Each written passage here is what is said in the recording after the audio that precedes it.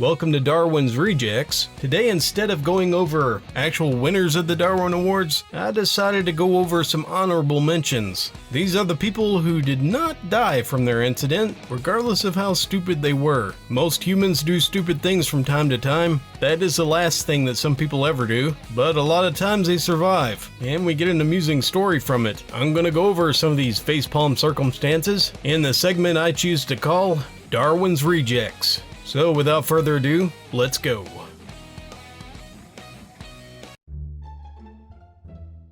A man from Australia lost an arm and the use of his legs. Why? Well, he got bit by a snake. Unsurprisingly, he was drunk at the time. He did put the snake in a bag. I'm assuming that's for anti-venom. But instead of just stopping there, he got bit because he saw a snake and wanted to grab it. Oh, the drunk mind, huh? He decided to use his left hand because the right hand, surprisingly, was holding a beer. Well, as you would expect, the snake bit him. He did grab the snake for anti-venom. He threw the bag in the back seat of a car. As he was being taken to the hospital, he decided for some reason he stuck his hand in the bag with the snake. And as you might expect, the snake bit him 8 more times. As a result, he had to lose the arm that was bitten due to the amount of venom. Not only that, it caused partial paralysis. Even though he'll be able to recover, it's going to be a long road. Gophers are a really resilient creature. Back in the year of '95, 3 employees at an elementary school tried to get rid of their resident gopher. So the 2 maintenance men decided to haul their catch to a janitorial closet. Wanting to kill the gopher, they sprayed it with cleaning solvents and other chemicals. After using many solutions and it not working, they decided to have the bright idea of lighting a cigarette and catching the poor creature on fire. Well, this did not have the intended effect. Since they were in a closed room and it was filled with fumes, there was actually an explosion. Fortunately, no one was really hurt, except for some minor injuries, and happy to say, the gopher survived, and he was released back into the wild. One wildlife volunteer in her late 20s was working in an animal refuge. She decided to demonstrate the gentility of the captive tigers. The woman had been a volunteer for 2 years there. Unfortunately, the tiger was new, so he was mostly wild. She presented her hand into the cage, where the tiger stalked up, started licking her hand. Then eventually, the woman decided playfully to scratch the tiger's nose, but the animal recoiled and bit down on her hand. She discovered that the tiger did not want to let go. As a matter of fact, as she pulled away in panic, the tiger kept working his way up her arm, and eventually ripped it off. She was airlifted to a hospital and survived. Fortunately for the tiger, she begged authorities not to put him down because of her not-so-wise choices. Fortunately, no one got hurt in this occasion. Back in 2000 in Germany, a masked man charged into a bank, and he demanded money. Him wanting to receive as much money as possible, he laid his gun down on the counter and held the bag open with 2 hands. Well, the teller saw the opportunity, and they took it. They grabbed the gun and pointed it at the thief. The confused robber, not understanding exactly what happened, pointed his index finger at the teller like a gun. Realizing that wasn't working, he quickly fled the scene. At the time of this printing, he's still at large.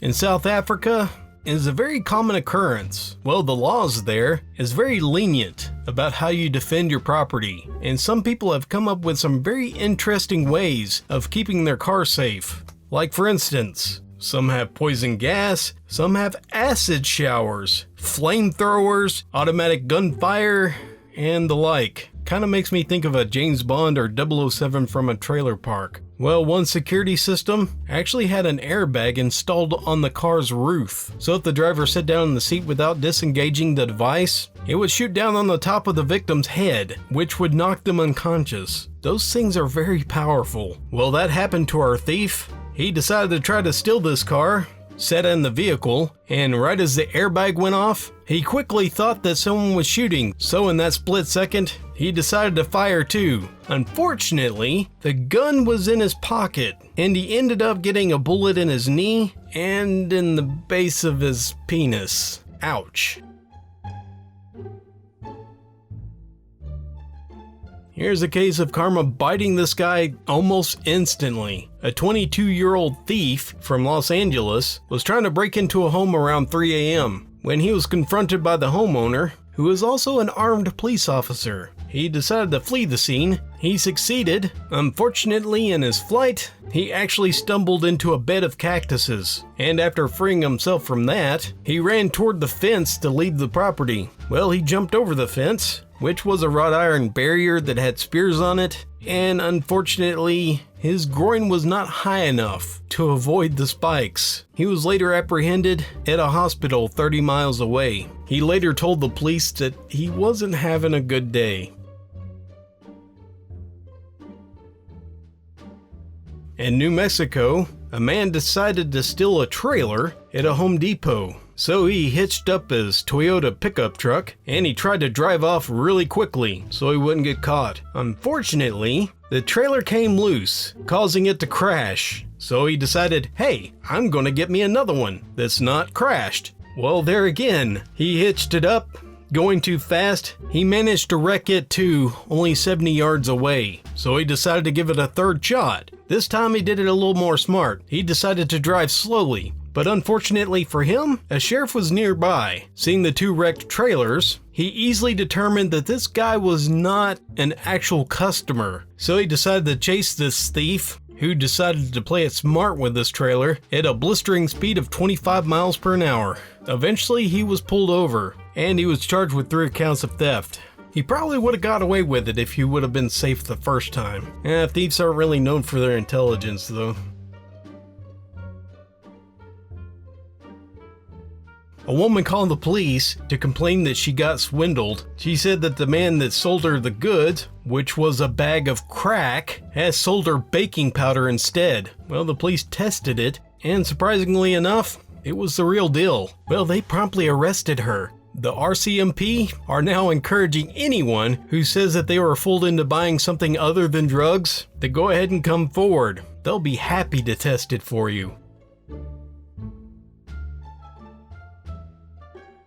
A married couple that lived in Washington, I don't know if they're still there, they could be, they decided they wanted a wood stove. They really didn't have the handyman skills necessary to install one. They did put it in there, they installed a vent, but unfortunately, they didn't take the vent far enough. It went up into the ceiling. They didn't make it go through the roof. Well, as you might suspect, after burning wood for a little while, the embers and ashes came out from the chimney and actually landed on the insulation, and it caught fire. Fortunately, they caught it in time.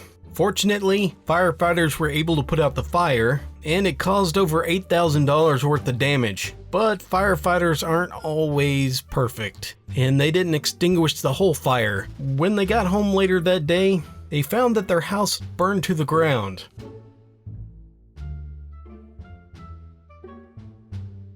Here's another one about chimneys. This one was actually a properly designed chimney, one made out of brick. There's a 30-year-old man who decided he wanted to go down a chimney because he was stalking this woman, and that was the only way to get into her house. At least that's what he thought. Those aren't actually meant for people to be crawling around in, and they're actually quite small, so you can easily get stuck in them. Well, that's exactly what happened to him. He got about 20 feet down into the chimney and got stuck. Tell you what, if he didn't have claustrophobia, that would definitely induce it in my opinion. Firefighters tried to get him out, but it was unsuccessful, so what they had to do was get a jackhammer crew and chip him out, and open up the space next to him to get him out. Needless to say, this kinda scared him. You know, having a jackhammer plummeting towards you, not knowing if they're safe enough to keep from hitting you. Well, they did free him, and fortunately for the woman, he was arrested for stalking and burglary, and I'm thinking more than likely,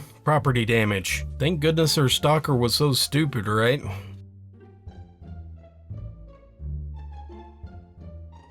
One woman decided to take her boat out. I'm assuming it's a nice boat. It's like a 22-foot bayliner. She was having a hard time because it was sluggish in its movements. Like, regardless of how much power she put into it, it just went really slow. Finally, she went to a marina to get help, and when they went to check everything out, they saw everything was in working order. When they dived under the boat, they came to find out the reason why it was so sluggish. When the marina employees jumped into the water, they saw the boat was still strapped to its trailer. If only boats already had wheels, right?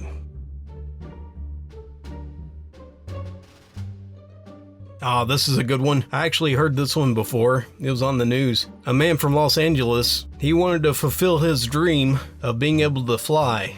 Well, he tried to get into the Air Force, but he was disqualified because of poor eyesight, so he decided to get a bunch of weather balloons, like 45 of them, and strap them to a tethered lawn chair. He filled them up with helium, strapped himself into the lawn chair with some sandwiches, some beer, and a pellet gun. Well, he thought that he would fly around lazily. Well, that's not what happened. He actually shot up really fast. He wanted to just float around like 35 feet above his yard. Well, that's not what happened. He actually ascended to 16,000 feet. That actually kind of scared him, and rightfully so, and he was afraid to risk shooting any of the balloons. Well, eventually got up his courage, and he started shooting some of the balloons. Well, he did land safely, but unfortunately for him, he was arrested when he landed. Federal Aviation Commission, they weren't too happy about it. They weren't quite sure what to charge him with. Thank you for joining me for Darwin's Rejects. I hope you guys enjoyed this. I definitely did. I'll probably continue to look these up if you guys like it. I think it's a little better to have people who are warning examples and not actually die from their stupidity, but kind of help people see that it's not really that good of an idea. Listen to me saying stuff like that. I actually did something pretty stupid here recently. Almost hurt myself. Yeah, it wasn't very smart. We actually got some storm damage, and we've got like an A-frame type house, but the rafters are like 2 stories up. So you can't really stand on it to fix it. We got like a bucket lift, but it didn't go high enough. Yeah, so I was stupid enough not to be strapped into that thing, and I was like standing on the bucket from the outside trying to fix the roof. I did get it fixed. Fortunately, I didn't fall and die, but I'm sure I would have qualified for the Darwin Awards. Well, except my son was alive, so I guess I would disqualify myself. But I'm sure I would have got an honorable mention. Yeah, that could have easily been ugly. Please don't do that. It wasn't smart. I'm not going to do it again. Next time I'm going to get a bigger bucket, one that goes up higher, and I'm going to strap myself in. Thank you all for listening. If you want to support this channel, give me a thumbs up and share with your friends. And if you're not, go ahead and subscribe. If you want to go one step further, you could either become a patron at patreon.com. Just $1 a month, you can get advanced MP3s that you can download and have forever. Or you can buy some of my merch. I really need to update some of that stuff, although I still think I have some pretty good stuff up. Some of the outdated merch, I'm probably going to weed out, so if you want any of them, I would recommend getting it before it's gone. If not, I'm just glad to have you here. Please leave a comment. I really enjoy reading them. So thank you again for watching, and until next time, this is Dallas, signing off.